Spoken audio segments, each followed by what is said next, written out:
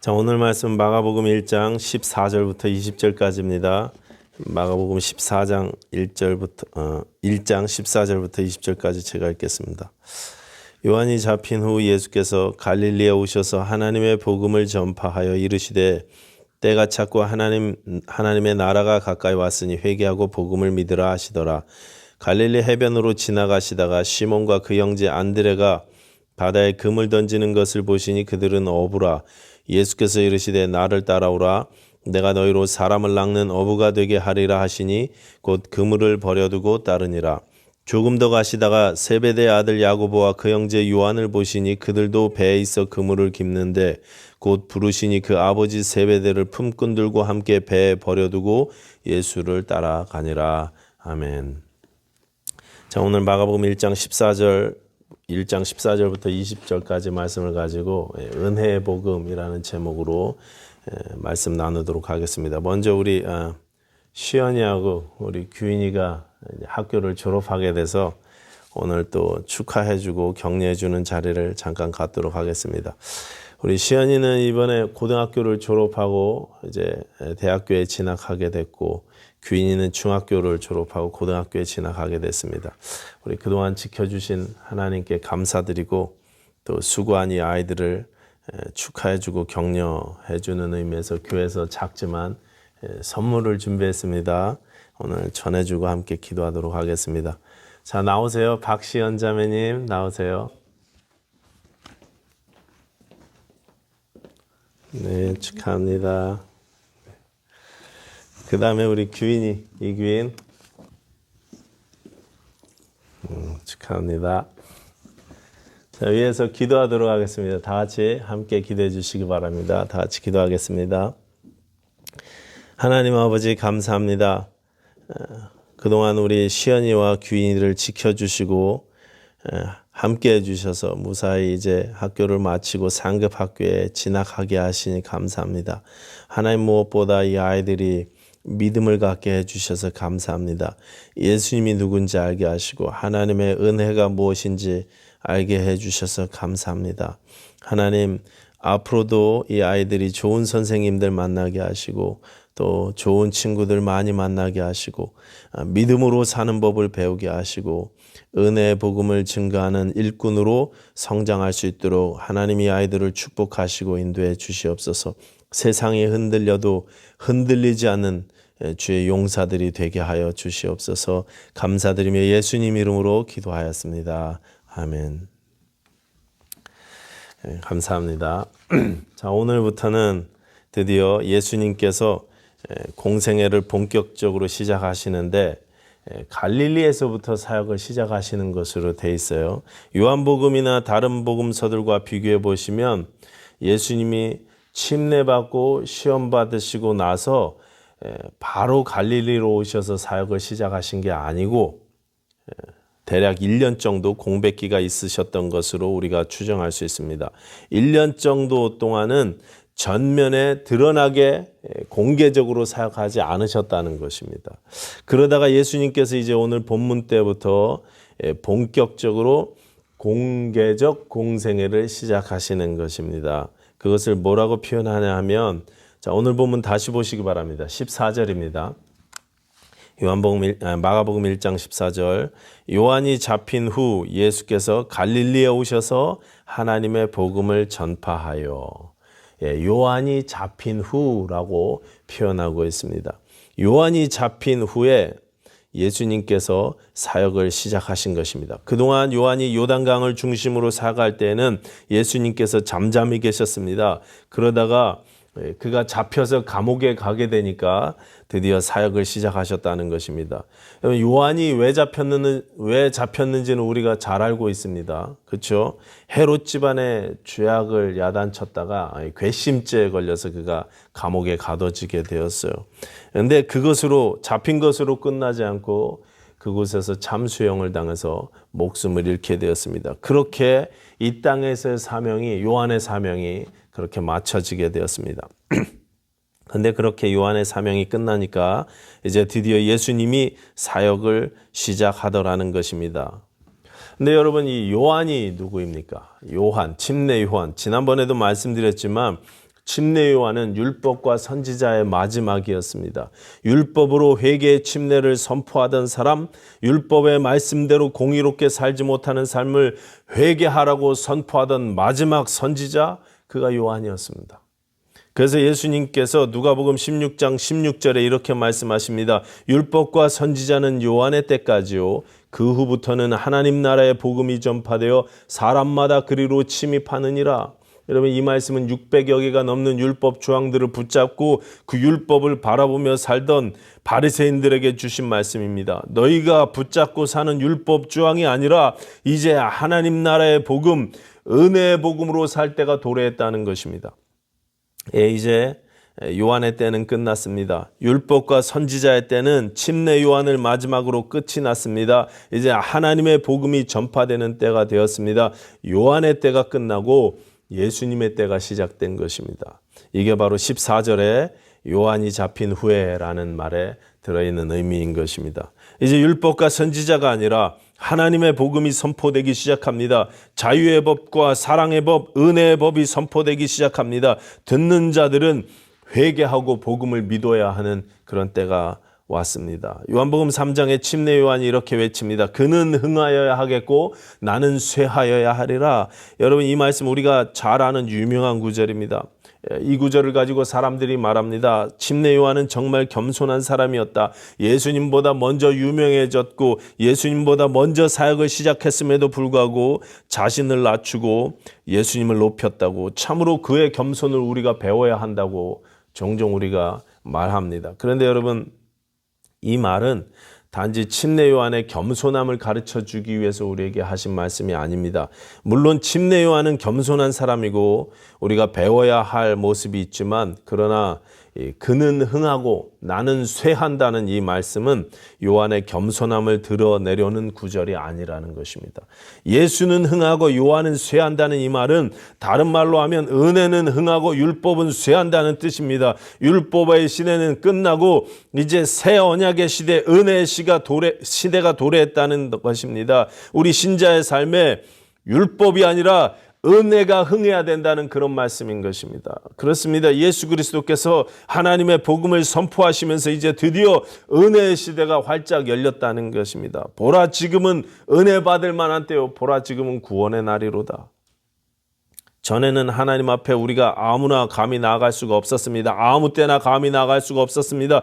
율법에 의하면 아무나 아무 때나 잘못 나가면 죽임당하게 되었습니다. 거룩하신 하나님 앞에 흠없고 죄 많은 인간이 바로 설 수가 없었다는 것입니다. 그러나 이제 은혜의 시대는 우리가 예수님의 보혈을 의지해서 하나님 앞에 담대히 나아갈 수 있습니다. 아무나 아무 때나 하나님 앞에 설 수 있게 되었습니다. 하나님을 아바 아버지라 부르면서 우리가 나아갈 수 있게 됐어요. 히브리서 4장 16절은 그래서 이렇습니다. 그러므로 우리는 긍휼하심을 받고 때를 따라 돕는 은혜를 얻기 위하여 은혜의 보좌 앞에 담대히 나아갈 것이니라. 때를 따라 돕는 은혜를 얻기 위하여 은혜의 보좌 앞에 담대히 나아갈 것이니라. 예수님의 육체가 십자가에 찢겨 죽으심으로 말미암아 성전의 휘장이 위로부터 아래까지 갈라졌습니다. 성소와 지성소를 가로막던 휘장이 찢어졌습니다. 이제 누구든지 때를 따라 돕는 은혜를 바라면서 지성소의 하나님 앞에 나아갈 길을 예수님께서 자신의 몸을 통해서 친히 열어주셨다는 것입니다. 은혜의 때가 선포되었기 때문에 가능한 일인 것입니다. 그런데 그 은혜를 누리는 것은 회개로 시작합니다. 오늘 본문 15절 보시기 바랍니다.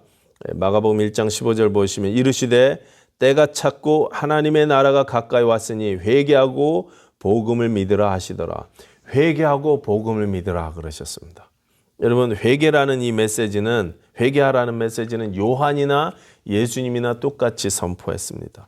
요한도 회개의 침례를 전파했습니다. 예수님도 회개하고 복음을 믿으라고 그렇게 외치셨습니다. 두 분 다 첫 메시지가 회개하라였습니다. 그런데 여러분, 두 분 다 똑같이 회개를 선포했지만 원어로도 똑같아요. 메타노이아라고, 마음을 바꾸라는 뜻입니다. 두 분 다 마음을 바꾸라고 그렇게 외치셨지만 두 분이 말씀하신 회개, 예수님의 회개와 요한의 회개는 완전히 다른 내용이었습니다. 요한은 율법대로 살지 못한 것을 회개하라고 선포했습니다. 어떻게든 율법대로 살기를 결심하라고 재촉했습니다. 회개에 합당한 열매를 맺으라고 외쳤습니다. 누가복음에 보시면 그의 메시지가 자세히 나와요. 바리새인들에게는 독사의 자식들이라고, 도끼가 나무 뿌리에 놓였다고 그렇게 강하게 질책했습니다. 무리들에게는 옷과 먹을 것을 나눠주는 삶을 살라고 가르쳤습니다. 세리들에게는 부과된 것 이상의 세금을 걷지 말라고 그렇게 이야기합니다. 구인들에게는 협박하는 일과 뺏는 일을 그만하라고, 고발하지 말고 급료를 족하게 여기라고 그렇게 야단치셨습니다. 다 율법의 메시지였습니다. 그래서 마가복음 1장 4절에서는 이것을 죄사함을 받게 하는 회개 침례라고 표현하고 있는 것입니다. 그런데 여러분, 우리가 요한이 말한 것처럼 살 수 있습니까? 그렇게 율법에 빗대어 의롭게 살 수 있는 사람이 이 땅에 여러분 있습니까? 우리는 요한이 외친 대로 그렇게 살지 못한다는 것을 우리 스스로 잘 알고 있습니다. 아무리 10번, 100번 회개를 하고 또 회개를 해도 우리 힘으로는 요한의 요구처럼 살 수 없습니다. 그래서 죄를 지을 때마다 죄사함을 받게 하는 침례를 받아야 한다면 우리는 아침 저녁으로 매일 침례를 받아도 부족할 것입니다. 늘 연약합니다. 부족합니다. 내 힘으로는 도무지 죄를 이길 수가 없는 것입니다. 그런데 여러분, 예수님이 말씀하신 회개는 다릅니다. 이것은 내 힘으로 살려고 했던 것을 회개하는 것입니다. 내 능력으로 살려고 했던 것을 회개하는 것입니다. 내 선함과 내 공로를 하나님 앞에 가지고 나아가려던 생각을 회개하는 것입니다. 율법은 내가 지키는 게 아니라 예수님이 나 대신 다 지켜주셨음을 믿고 나아가는 것입니다. 나는 아무것도 한 게 없는데, 나는 아무것도 잘한 게 없는데 내 모든 죄를 사함받고 용서받고 회복된 것입니다. 허물의 사함을 받고 자신의 죄가 가려진 자는 복이 있도다. 일한 것이 없는데, 내게는 공로가 아무것도 없는데 내가 용서받았다는 것입니다. 용서받을 자격이 없는데 용서받았다는 것입니다. 내 의 때문이 아니라 예수님의 의 때문에, 내 공로가 아니라 예수님의 완벽하신 공로 때문에 내가 용서받았음을 믿는 것입니다. 예수님 덕분에 내가 하나님 앞에 나아간다는 사실을 믿는 것입니다. 예수님의 공로에 나도 뭔가를 보태야 된다는 그런 생각을 내려놓으라는 것입니다. 그런 생각을 바꾸시라는 것입니다. 보혈에, 예수님의 보혈에 나도 어떤 공로를 보태야 된다는 이런 생각이 잘못되었다는 거예요. 그런 생각을 내려놓고 바꾸는 것이 회개라는 것입니다. 완벽하신 예수 그리스도의 공로 때문에, 완벽하신 하나님의 은혜 때문에 내가 하나님께 나아갈 수 있다고 생각하라는 것입니다. 이게 메타노이아의 마음을 바꾸는 것입니다. 내 의와 공로로 하나님 앞에 나갈 수 있다는 생각을 내려놓는 것입니다. 그럴 수 없습니다, 우리. 그래서 이제 내 힘과 내 능으로 율법을 지키는 게 아니라 성령으로, 하나님의 은혜로 내 삶 가운데 율법이 지켜져 가는 것입니다. 율법 폐기론이나 도덕 폐기론을 말하는 것이 아닙니다. 율법을 지킵니다. 그런데 내가 지키는 게 아니라 내게서 지켜져 가는 것입니다. 이제는 죄가 싫습니다. 하나님을 기쁘시게 해드리고 싶습니다. 지금도 종종 죄에 넘어지기는 하지만 다시 일어설 수 있습니다. 은혜를 붙잡고 일어서는 것입니다. 전에 율법으로 살 때는 도적질하지 않으려고 했습니다. 남의 것 탐내지 않으려고 했습니다. 그런데 이제 은혜 안에서는 도적질하지 않을 뿐만 아니라 내 것을 나누어주는 삶을 사는 거예요. 전에 율법으로 살 때는 간음하지 않으려고 했습니다. 그런데 이제 은혜의 시대에는 간음하지 않는 것에서 더 나아가서 아내를 사랑하기 시작합니다. 아내를 사랑하되 주께서 교회를 사랑하시고 자신의 몸을 주시기까지 사랑합니다. 그렇게 아내를 목숨 바쳐 사랑하기 시작하는 것이 은혜의 시대인 것입니다. 이게 성령 침례이고 이게 성령 충만이에요. 전에 율법으로 신앙생활을 할 때는 내가 내 마음과 뜻과 정성을 다해서, 목숨을 다해서 하나님을 내 힘으로 사랑하려고 합니다. 그런데 은혜의 시대에는 내가 하나님을 사랑하는 게 아니라 하나님이 나를 목숨 바쳐 사랑하셨음을 믿기 시작하는 거예요. 그 사랑 때문에 나도 하나님을 사랑하게 되는 것입니다. 마가복음 1장 8절 다시 보시면 이렇게 되어 있어요. 나는 너에게 물로 침례를 베풀었거니와 그는 너에게 성령으로 침례를 베푸시리라. 은혜의 시대, 하나님의 은혜로 사는 것, 예수 그리스도께서 우리에게 베풀어 주신 은혜를 붙잡고 사는 것, 여러분 이것이 성령으로 침례받는 것입니다. 이것이 성령 충만이고 이것이 성령 침례입니다. 성령 충만을 여러 가지로 정의할 수 있겠지만 오늘 본문으로 말한다면 은혜를 강구하는 것이 성령 충만인 것입니다. 성령 침례는 또는 성령 충만은 신비한 체험을 하고 무아지경에 빠지고 성령의 여러 가지 은사들을 체험하는 것, 그것도 성령 충만이라고 말할 수 있겠지만 그런 것들보다 우선해서 하나님의 은혜를 바라보며 살 줄 아는 것, 내 의가 아니라 예수의 의로 예수의 공로로 살 줄 알게 되는 것, 그래서 내 자랑이 아니라 예수를 자랑하며 살 줄 아는 것, 그게 성령 침례받은 자들의 모습인 것입니다. 이제 요한의 때는 끝났습니다. 율법의 때는 그리스도의 오심으로 끝났습니다. 예수님의 때, 은혜의 때가 시작된 것입니다. 복음의 문이 모두에게 활짝 열린 것입니다. 그렇게 하나님의 복음을 선포하기 시작하신 예수님은 바로 이어서 제자들을 부르십니다. 사도들을 부르셨죠. 앞으로 이 사도들을 통해서 하나님의 은혜의 복음을 온 세상을 전하기 위해서 부르시는 것입니다. 총 12명을 부르셨는데 오늘 본문에는 처음 4명을 부르시는 장면이 기록되어져 있습니다. 시몬과 안드레, 베드로죠. 베드로와 안드레, 그리고 야고보와 요한입니다.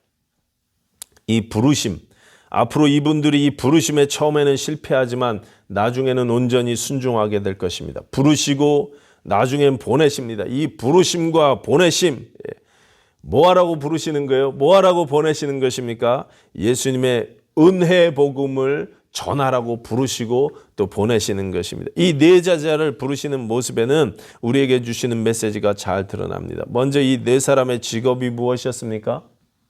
네 분 다 직업이요, 어부였어요. 고기 잡는 사람들이었습니다.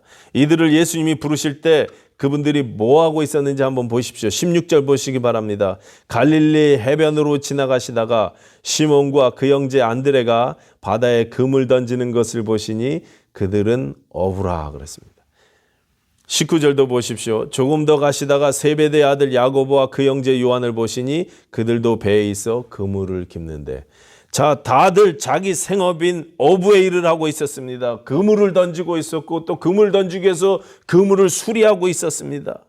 빈둥빈둥 놀 때 부르신 게 아닙니다. 어디 기도원 가서 부흥회할 때 부르신 게 아니었습니다. 삶의 터전에서 일하고 있을 때 부르셨다는 것입니다. 일상 가운데 부르심을 체험하고 있다는 그런 말씀입니다. 또 보시면 그들을 그렇게 불렀을 때 베드로와 안드레는 그물을 버려두고 예수를 따랐습니다. 야고보와 요한은 아버지와 품꾼들을 배와 함께 버려두고 예수님을 따랐습니다.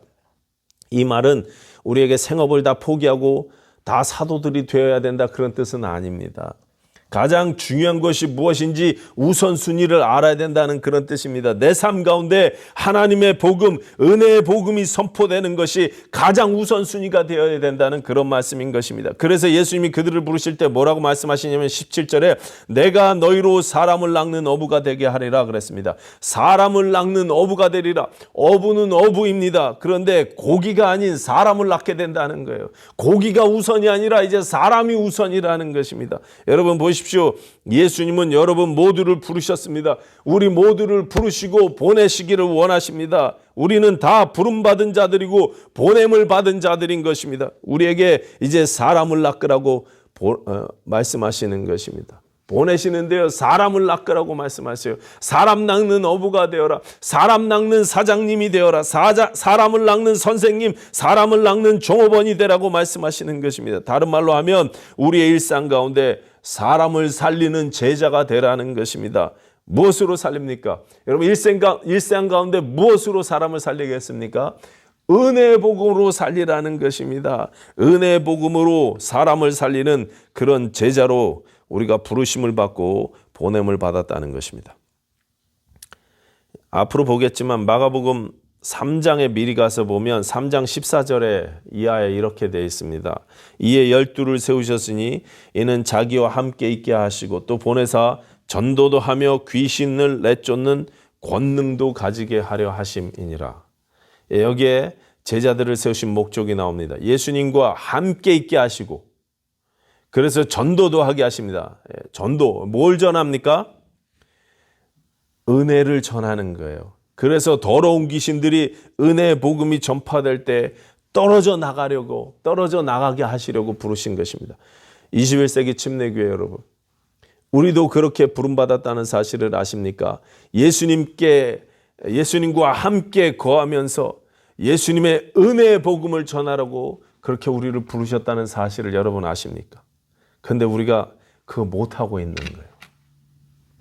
우리가 그거를 안 하고 있는 거예요. 소홀히 여기고 있는 것입니다.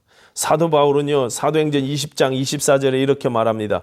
내가 달려갈 길과 주 예수께 받은 사명 곧 하나님의 은혜의 복음. 무슨 복음이요?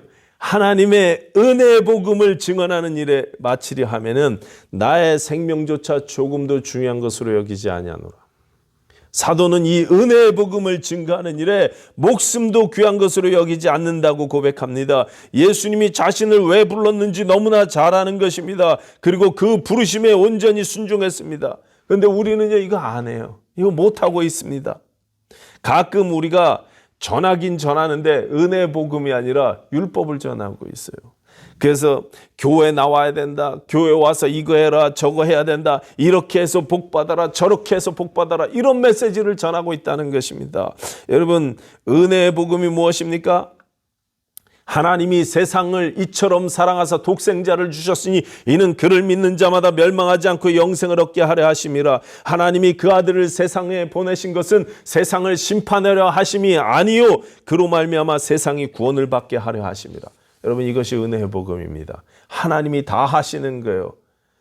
예수님을 보내신 것도 하나님이 하실 일이고 예수님께서 십자가를 지신 일도 하나님이 하시는 것이고 하나님이 예수님을 통해서 세상을 살리는 것도 하나님이 다 하시는 것입니다. 하나님이 다 이루신 일을 심판이 아니라 구원을 받게 하시려고 하나님이 다 하시는 일을 우리가 받아 누리는 것입니다. 이 복음을 전해야 악한 귀신들이 떨어져 나가는 것입니다. 이 복음을 전해야 영혼이 살아나는 것입니다. 이 복음이 전해져야 삶이 회복되는 것입니다. 그런데 우리가 이 일에 열심내지 못하고 있다는 것입니다.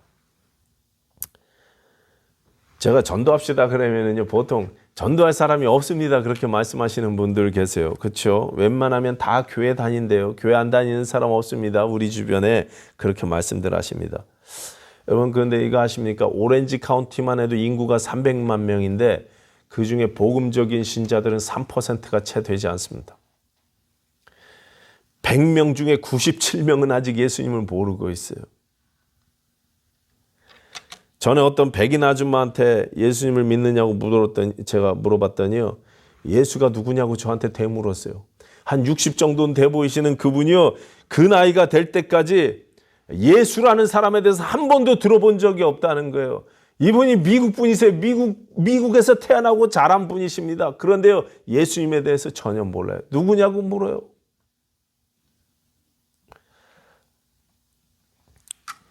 데이비 플랫 목사님이 지으신 책 중에 요즘에 제가 읽은 책인데 복음이 울다라는 책이 있습니다. 이 책의 제목, 이 복음이 울다는 한국 제목이고 원 제목은 Something Need to Change예요. 자, 이 책에는 우리 남침례교단 IMB 총재셨던 이 젊은 목사님이 왜 버밍햄의 대형 교회를 사임하고 하루아침에 사임하고 해외 선교부에서 일하게 됐는지를 이렇게 설명하는 내용이 나오고 있습니다. 저 히말라야 지역을 에베레스트 산이 있는 그 지역을 일주일 동안 전도여행을 하면서 경험한 일을 쓴 책입니다.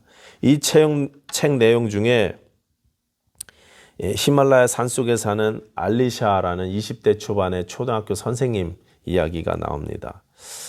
알리샤는 단란한 가정의 일남 일녀 중에 둘째로 태어났습니다. 태어나는 날이 하필이면 그 산속 마을 사람들이 저주스럽게 생각하는 그런 저주받은 날이라고 찍은 그런 날 태어났어요. 그러다 보니까 동네 무당이었던 할아버지가 말하기를 알리샤는 저주받은 아이라고. 그래서 어릴 때부터 이 저주를 풀기 위해서 동네의 수호신, 동네에서 섬기는 우상의 제단에 제물 바치는 일을 이 아기 알리샤가 하게 되었습니다. 매일 캄캄한 한밤중에 아무런 불빛도 없는 그 산속 마을에서 어린 아기 알리샤가 제물을 들고 우상에게 바쳐질 제물을 들고 제단 앞으로 나아가서 제단에 바치는 일을 했다고 합니다. 하루도 빼지 않고. 이 일이 무섭고 죽기보다 하기 싫은 일이었지만 저주를 풀어야 하니까 어릴 때부터 계속 해왔다는 거예요. 그러다가 알리사의 아버지가 지나가던 순회 전도자의 말을 듣고 예수님을 영접합니다. 성경도 읽기 시작했습니다.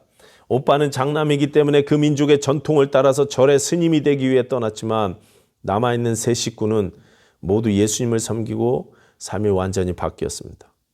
더 이상 귀신을 섬기지 않습니다. 예배도 드리고 식구들이 함께 모여 성경도 읽었어요. 그런데 그때부터 온 동네에 핍박이 시작되었습니다. 사람들이 상대를 안 해줍니다. 동네 공동으로 사용하던 우물도 사용하지 못하게 막습니다. 그래서 멀리 산 아래까지 물을 길러 다녀야 되는 고달픈 삶이 시작되었습니다. 그러나 부모님은 개의치 않습니다. 예수님 때문에 새로운 삶을 살게 된 것이 너무나 감사하고 행복했습니다. 그러던 어느 날 산 아래 동네에 먹을 양식과 마실 물을 구하러 간 부모님이 돌아오시지 않습니다. 마을 사람들이 말하기를 내 부모는 예수교를 믿는 바람에 부정을 타서 산사태로 죽었다고 그렇게 이야기합니다. 니네 부모는 산사태로 죽었어요. 신이 진노해서 네 부모를 걷어가셨다고 그렇게 이야기합니다. 혼자 남게 된 알리샤는 우여곡절 끝에 그 마을을 떠나게 되었고 공부를 해서 교사가 되었습니다. 그런데 나중에 알게 된 사실은 자기 부모님이 산사태로 죽은 게 아니고 그 동네 사람들이 음식 구하러 가는 날 기다리고 있다가 돌로 죽였다는 사실을 알게 됐어요. 살해당했다는 사실을 알게 됐습니다. 자기들이 살해하고 그리고 예수를 믿어서 부정을 타서 산사태로 죽었다고 그렇게 소문을 낸 것입니다. 이 사실을 알게 된 알리샤가 분노하며 또 슬퍼하는 마음이 찾아왔지만 놀라운 것은 이 자매가 공부를 마치고 다시 자기의 동네로 갑니다. 그 위험한 곳으로 다시 가서 어린아이들을 가르치고 복음을 전하기 위해 그곳으로 돌아가 주의 일을 감당하더라는 것입니다. 이 데이비드 플랫 목사님이 이런 사람들을 만나고 복음 없이 굶어 죽어가는 사람들을 만나고 복음 없이 간단한 치료를 받으면 되는데 간단한 치료를 받지 못해서 눈이 썩고 머리가 썩어가는 그런 질병으로 고통당하는 사람들을 만나고 거기에 어린 10대 초반의 나이에 인신매매로 끌려가서 도시에서 성인 남자들의 성노예로 평생을 살아야 하는 많은 여자아이들, 복음 없이 그렇게 죽어가는 그 여자아이들의 모습을 보면서 그렇게 많은 사람들이 복음 없이 죽어간다는 사실을 보면서 이 목사님이 너무나 마음이 아픈 거예요. 수백만의 사람 중에 그곳에 예수를 믿는 사람들이 채 몇백 명이 되지 않습니다. 다들 예수 없이 참혹한 삶을 살고 있더라는 것입니다. 그런데 그곳에 극소수 예수 믿는 사람들이 복음을 증거하기 위해 고군분투하는 모습도 봤습니다. 한 사역자는 데이비드 플랫 목사님이 오셨다니까 먼 오지에서 그곳에 예배를 드리는 장소까지 걸어서 예배를 드리러 왔다고 했습니다. 그래서 얼마나 오래 걸어오셨냐고 그렇게 이야기했더니 한 3주 되었습니다. 그러더래요. 3주 동안 예배 드리기 위해서 걸어오는 거예요. 3주를 걸어와서 예배를 드리고 또 3주 동안을 험한 산길을 걸어서 자기의 사역지로 홀로 돌아갔다는 것입니다. 복음 때문에 기꺼이 수고하는 것입니다. 은혜의 복음 때문에 기꺼이 목숨을 바쳤던 사도들처럼 그들도 기꺼이 예수를 전하기 위해서 그렇게 수고하는 거예요. 이 데이비드 목사님이 자신의 모습을 보니까 자기가 사역하는 알라바마 버밍햄의 그 대형 교회를 보니까 이 처음 교회가 힘썼던 모습, 그 히말라야 지역의 신실한 주의 제자들이 애쓰는 모습이 그들에게는 많이 없더라는 것입니다. 그래서 뭔가 바뀌어야 된다고 생각을 하게 되었고 처음에는 자기 자신도 가족을 데리고 그곳 히말라야에 선교사로 가려고 했는데 부부가 같이 기도하다가 우리 IMB에서 해외 선교부에서 같이 일하자는 제안을 받고 교회를 사임하게 되었다는 것입니다. 여러분 어떠십니까? 복음을 위해서, 은혜의 복음을 위해서 내 삶을 주님께 드릴 준비가 되어졌습니까? 사람을 낚는, 사람을 살리는 예수님의 제자가 되고자 하는 마음이 여러분 안에 있습니까? 나는 사람을 살리는 일꾼이 되겠습니다. 나는 사람의 영혼을 살리는 종업원이 되겠습니다. 나는 사람을 살리는 직장인이 되겠습니다 하는 결심과 다짐이 여러분 마음에 있느냐 이것입니다. 만약에 이 마음이 우리에게 사라졌다면 우리에게 이 마음이 다시 회복되어져야 할 것입니다. 예수님은 이 사명으로 가득하셨습니다.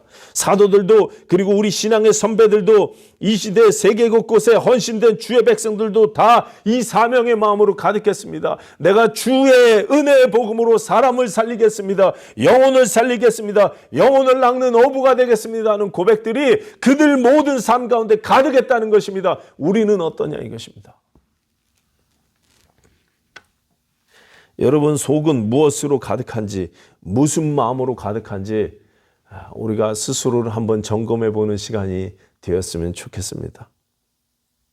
예수 그리스도의 보탤 것 없는 완벽하신 공로로 말미암아 내가 하나님의 자녀가 되었고 이제 천국의 삶을 살고 있음을 내 일상의 주변과 온 세상에 증거하는 일에 여러분의 삶을 바치겠다고 다시 한번 다짐하시고 결단하시는 그런 21세기 침례교회 됐으면 좋겠습니다. 기도하겠습니다.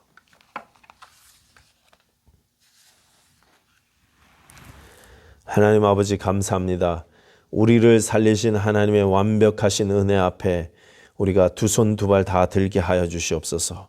그래서 하나님 이 은혜의 복음을 위하여 살게 하시고 은혜의 복음으로 사람을 살리는 일에 우리 삶을 헌신하는 저희들 될 수 있도록 주님 도와주시고 인도해 주시옵소서. 감사드리며 예수님 이름으로 기도하였습니다. 아멘.